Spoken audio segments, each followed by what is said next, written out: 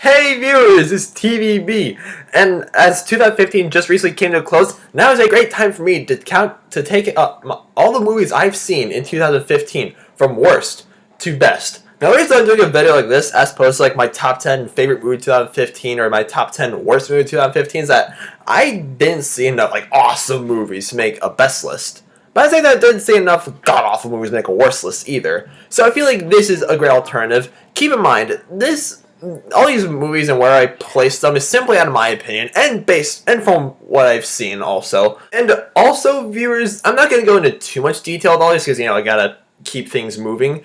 And I started reviewing movies by Jurassic World. That was my first official movie review. So if I put a movie on this list and I didn't review it, it probably means the film came out before Jurassic World, or I waited for this movie to come out on demand because I simply just didn't get the chance to see it in theaters, or for whatever reason, I just couldn't review it for whatever reason.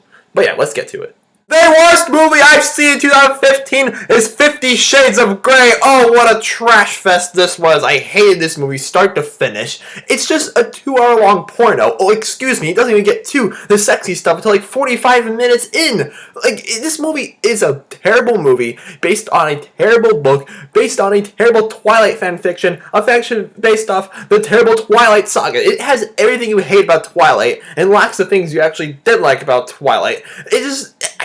I hate this movie. Even, like I said, there's plenty of porn on the internet way better than what this movie offers. Like, I'd rather watch Kevin James having sex with a blobfish for 2 hours than watch this movie again. I'd rather watch dinosaur porn for 2 hours and watch this movie again. I would rather watch this on loop for 3 hours than watch this movie again.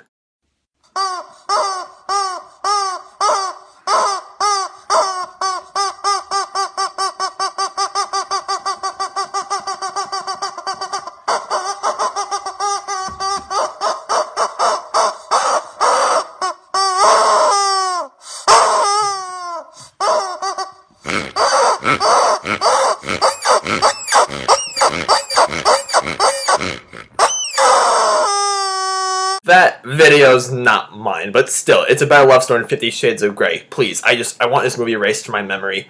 And there's 2 more films. Oh, maybe there's gonna be 3 films because because the book is a trilogy and nowadays I always take the last book and split into 2 parts. God help us all. Cash Grab City. Take me to Cash Grab City, viewers, because the next movie on the list is Sinister 2. I didn't hate this movie. Like, it had its enjoyable moments, but like I said in my review, everything Sinister 2 does do good, Sinister 1 does better. And Sinister 1 actually scared me. It had that psychological element. It had well-timed jump scares, while Sinister 2 is just a mindless, bloody jump scare fest like every other horror film nowadays. And the acting is lame, the script is lame, and just like the whole story with like the mother and the 2 boys worrying about their issues with their father. I didn't have a problem with it. This movie focused on it way too much, and it's like Bagul's it's like Bagul's a subplot in his own movie. I mean, really, since like some movies, viewers are always better off if left alone, and Sinister 1 is one of them. Look, Neil Blomkamp, I like the guy. He did a fantastic job with District 9, and I really liked Sam, even though it got mixed reviews from critics. But then he made Chappie. Chappie. Okay, viewers, this movie, it didn't bore me, I will say that. I was entertained while watching it. It has a very interesting concept. It's just the way it's written and the way it's shot is just very all over the place. Like, the 2... Like, why was Ninja Nyolandi and, like, Die Antwoord or whatever that South African name is called in the movie? I don't know. And just the ending. Oh my gosh, what a horrible ending. Just, Neil Blomkamp, please, do go with Alien 5. Actually, no, Alien 5's been delayed. He's gonna make another film before that. I really hope he gets turned around. Well, I mean, he turns his career around, I should be saying. Don't get the wrong idea. Well, he said he'd be back, viewers. And yes, Arnold Schwarzenegger was the next movie on my list, Terminator Genisys. I know a lot of you Terminator fans are probably really mad when I said I actually sort of liked Terminator Genesis. I mean, it's not nowhere near as good as the first two Terminator films. Like, I haven't seen Rise of the Machines or Salvation, but I heard that Genesis is like better than Salvation, and I liked seeing all Schwarzenegger back because I heard he wasn't in Salvation, and the action scenes were pretty cool and had some neat visuals. But the one thing I do agree with though is how confusing the plot is. Oh my goodness, the plot is just all over the place. But I'm still very curious to see where this Terminator reboot franchise is heading. Next movie on the list is the continuation of the 99-cent Hunger Games franchise, I mean Insurgent. Now, I know a lot of people don't like the Divergent franchise. I saw Divergent. I actually pretty liked it. It has a very interesting concept in it. It has some solid performances from Cheyenne Woodley, that guy who plays I keep forgetting his name, Miles Teller. Solid performances and a very interesting premise, even though it is the stereotypical teenage romance sort of franchise. But Insurgent also had its fair share of memorable moments. Like, it was entertaining to watch, and Shailene Woodley gives it her all, like, in terms of performance. Everybody else didn't really seem like they wanted to be there, and they were a little, their performances were meh. But the way Insurgent ends makes me very intrigued where this franchise is heading, though. A Scout is always prepared, viewers, because the next movie on the list is Scout's Guide to the Zombie Apocalypse. I know this movie got trashed by critics, and yes, it was awkward and very preteenish at times, and I was a little insulted by its portrayal of Scouts. But, this is a campy zombie flick. Don't expect much when you're watching it. Just watch it. Have a good time. It entertained me. I did get some laughs, and it had some pretty entertaining action scenes. And I didn't realize this after my review, the three main characters in this movie I found kind of relatable by my point of view, at least, because they remind me just like me and my two friends of mine in middle school. It's no Zombieland, but Scott's Guide to the Apocalypse, it's still a campy good time. What would happen if the meteorite that killed the dinosaurs never hit the Earth? That question is sort of answered by the Pixar movie The Good Dinosaur. I'm very impressed with Pixar as they will pull off 2 animated movies in 1 year. Like, Good Dinosaur, I feel like its premise would be more suitable for, like, a National Geographic or Discovery Channel or Animal Planet mockumentary. Like, what would happen if KT, which is the extinction event that killed the dinosaurs, never happened. But it's still, like, I liked The Good Dinosaur, actually. The animation is phenomenal, and even though it did bore me at certain parts, I will say that, but it still had its very fair share of memorable moments, and come on guys, I can't be the only one who's excited for Finding Dory. They're short, they're yellow, you can't understand a word they're saying, viewers, because they're Minions, and that is the next movie on my list.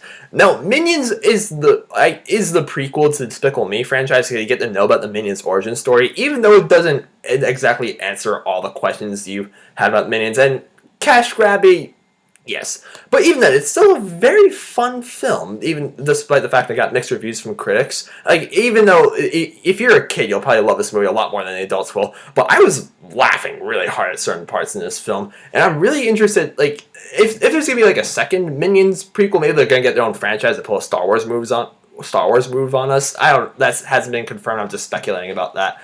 But I can't wait to see Despicable Me 3, though. I'm looking forward to it. I was a huge SpongeBob fan when I was little, viewers, and when I heard they were making a second SpongeBob movie, I was like, okay, I'm going to see that, and I don't care how horribly reviewed it is by the critics. And I watch it, and it's actually a pretty solid film, believe it or not. Like, I'm not kidding. I was laughing while watching this movie, even though you have to be like a fan of the TV show to get a lot of the jokes. The live action portion was still pretty neat. And SpongeBob, I mean, the show, it's lost its mojo big time.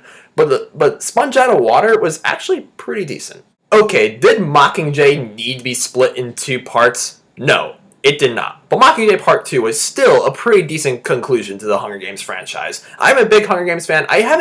For whatever reason, I didn't get on to reading the Mockingjay book, but I heard that it doesn't, how do I put this? The Mockingjay isn't, it shouldn't be split in 2 parts. It's simply for the money. It is cash grabby, but it's still a solid film. Like, I loved the sewer scene where they were going through there, and without spoiling it, there's one moment where I'm like, okay, that's just total homage to Aliens right there. And I really like the pacing is a little meh. But Jennifer Warren is proving once again that she is born to play Katniss. And solid performance from everyone in the film. It was still a great conclusion to a great franchise.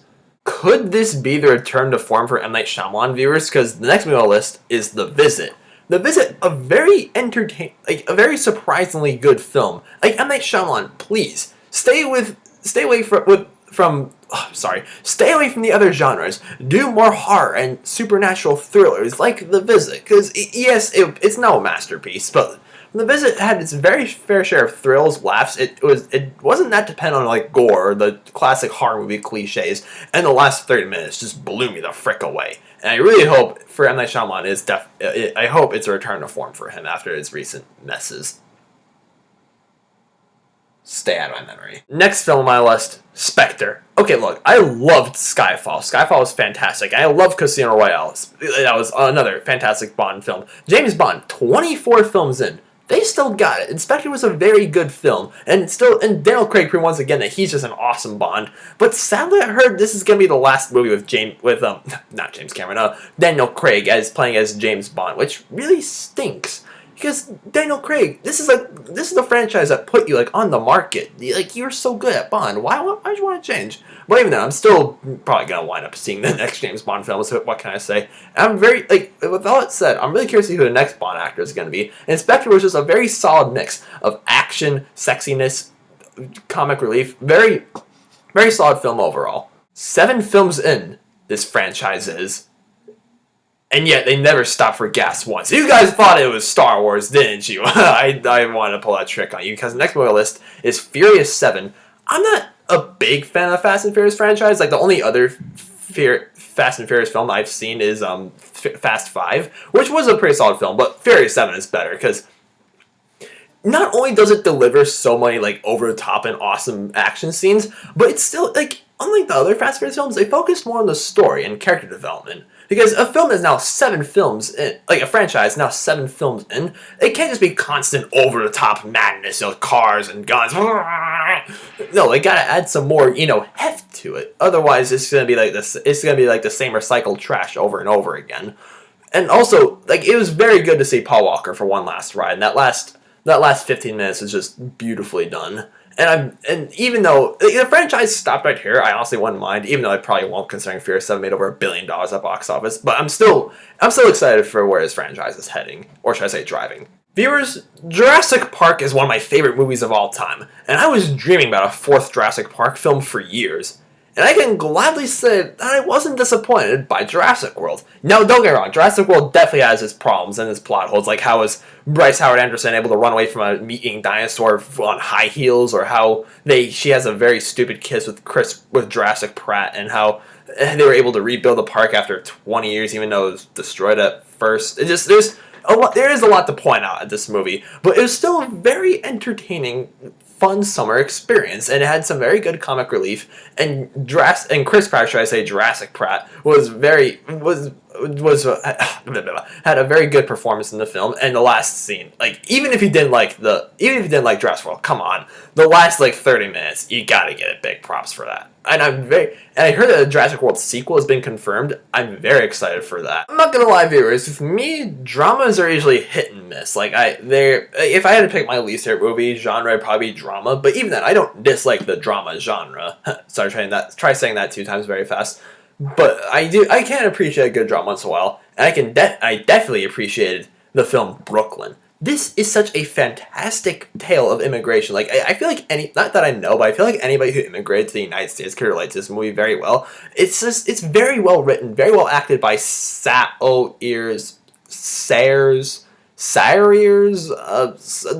Miss Ronan. She's Irish. Ugh, I make Green Day cringe. I truly am an American idiot. I can't pronounce her name. I'm sorry, but it's a fantastic film. I'm very curious to see what this film's gonna get nominated for at the Oscars. Oh, and nostalgia at its finest, viewers. Next movie on the list is the Peanuts movie. I wasn't the biggest fan of the Peanuts when I was little. TV9, you blockhead! Whoa, calm down. I was more into other cartoons when I was little. What can I say? But the Peanuts movie was a very fantastic animated film. I love the animation. That's how it makes traditional animation with computer animation. That's what they did. It looked like they did, at least. I'm not entirely sure, though. And I love the running gag with Snoopy. And I love the story, how Charlie Brown, this kid who keeps failing over and over again, but yet he's still such a good-natured kid. And he's very cute and funny, but yet nobody seems to appreciate him for that. And I did laugh Oh, I laughed at this film. And they could have modernized it, but they didn't. Probably because it was the people who made it were related to shells. You know, it's like a family thing. So if it weren't for that, it probably wouldn't nearly be as nostalgic. But Peanuts movie, thank you so much. Oh, such an excellent return to form for Pixar viewers. Inside Out. This movie was brilliant. It's so much fun for the whole family. Kids and adults can relate to it so well because the animation of something what do you expect from Pixar? Come on, it's that the animation is fantastic, and just I laughed a lot. Like especially the last like 10 minutes, it was just a total homage to all the older viewers. I love that part so much, and it tampered with my heartstrings. It made me laugh. It made me think. Certain parts. It's so creative. Like this idea that there's like little people controlling you inside your head, or how memory works and how they use people who just it's a very creative aspect, let's just say that, and very original, even though it's like Herman's Head, I think is what people keep on saying it's ripping off, but whatever. Inside Out is just still a fantastic film. Like I said, Pixar's coming back and they're better than ever. Well, maybe not, but you get what I mean. Oh, so many superhero movies we're gonna get slammed with soon, viewers, but it's okay because I like those sort of movies, especially Avengers: Age of Ultron. Now, the first Avengers film, one of my favorite movies ever made. It's just they brought so many of Marvel's greatest heroes together in such an awesome way, and I love the action scenes in it. And Age of Ultron was still like not as good as the first Avengers film, but still a very decent follow up. Like how they introduced Quicksilver and Scarlet Witch, that's her name. Which is funny because like the actors who portray them, they're twins, like Scarlet Witch and Quicksilver. But yeah, in the Godzilla movie that came out about a year ago, they were a married couple. But still, Age of Ultron was still a very solid film. I loved Ultron as the villain. He's very chilling. Like even though he's a robot, he still has like this really creepy personality, and I love that in villains. And also it had a cameo from Andy Serkis. Fantastic. If you guys caught that, bravo. And this Age of Ultron was still a very solid film, and I can't wait for Infinity War. I heard it's gonna be split in 2 parts, and I really caught my Marvel movies because I haven't seen any of the ones from X-Men or like the the standalone Marvel films like Iron Man or Captain America films. But I need to. Don't worry, I will. And also, I come on, I can't be the one who's excited for Deadpool. Top 5 viewers, oh boy, because the next movie on my list is The Martian. Such an excellent return to form for director Ridley Scott because he's had a pretty bad downfall lately, I'm not gonna lie. But it's like The Martian, it's original, like, survival story, it's on Mars, and it could be this really grim, depressing, heart-wrenching, dramatic story. But no, it manages to be a comedy. I laughed a lot while watching this movie, and just the visuals were fantastic. I literally felt like I was on Mars with Matt Damon, and Matt Damon kills it in this movie. He's awesome as Mark Watney, and he's just this likable guy who manages to persevere in such a harsh time. And there's some nail biting moments, some, like I said, funny moments. Let's viewers, screw Earth. Earth has become a terrible place ever since humans started wrecking it. Let's move to Mars. And we can bring Matt Damon so he can teach us how to grow potatoes out of our own feces. Y'all gonna give me a subscription, not a dislike, not a hateful comment, but a subscription. That's right, viewers. I saw The Hateful Eight. That's why I have a strap for all my Nerf guns.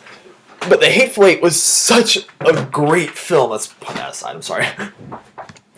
Hateful Eight. Quentin Tarantino. I haven't seen any of his Quentin Tarantino movies aside from this one. Gasp. I know. But I just haven't gotten around to seeing his other films. But I could tell just from this movie that this guy's on the bat. Even though most of the movie takes place in this one cabin, it is so well written, and it's funny, it's intense. There's not a single dull moment at all, even the scenes where there weren't shootouts. And this guy's got a penchant for gore also. Woo. And Hateful Eight was such a Samuel L. Jackson proving once again that he's a fantastic actor because he has some very, very memorable moments.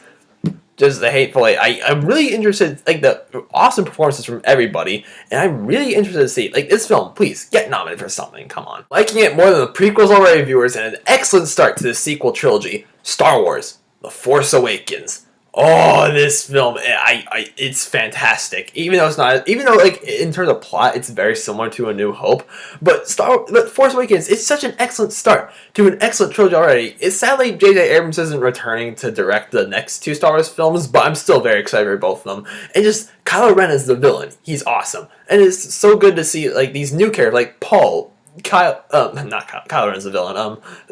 Finn, that's his name.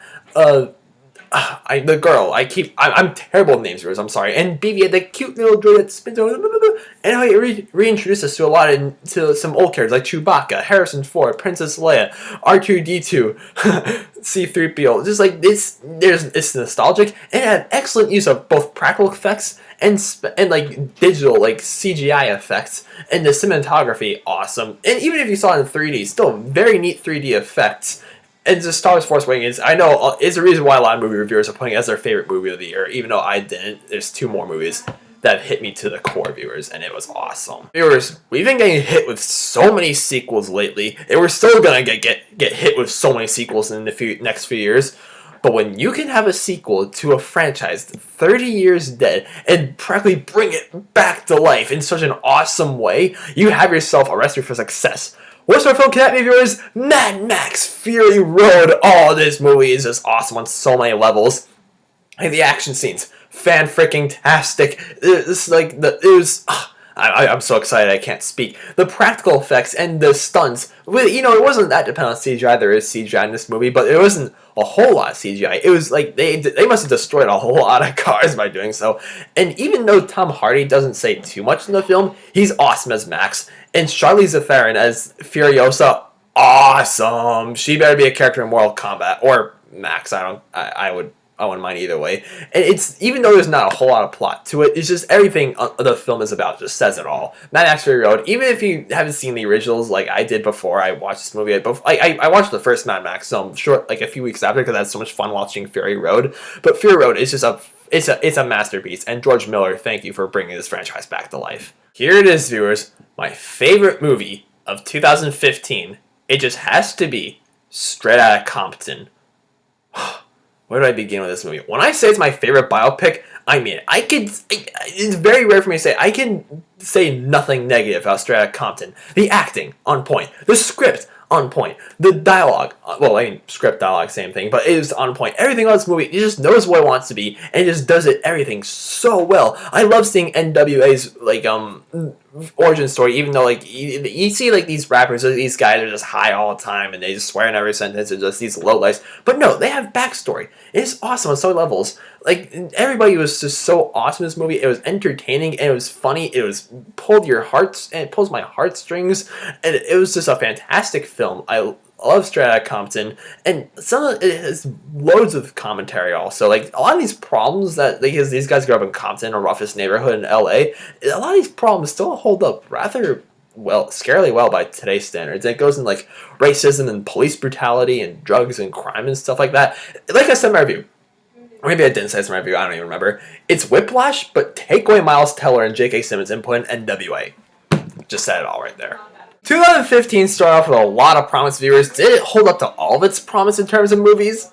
Not exactly, but it was still a pretty decent year for movies, and let's hope that 2016 is just as good, if not better, than 2015 was. Like I said, I'm excited for a lot of the superhero movies coming out soon, like Deadpool. Maybe if I have the time to watch X-Men movies, X-Men Apocalypse, or is that coming in 2017? I'm not so sure.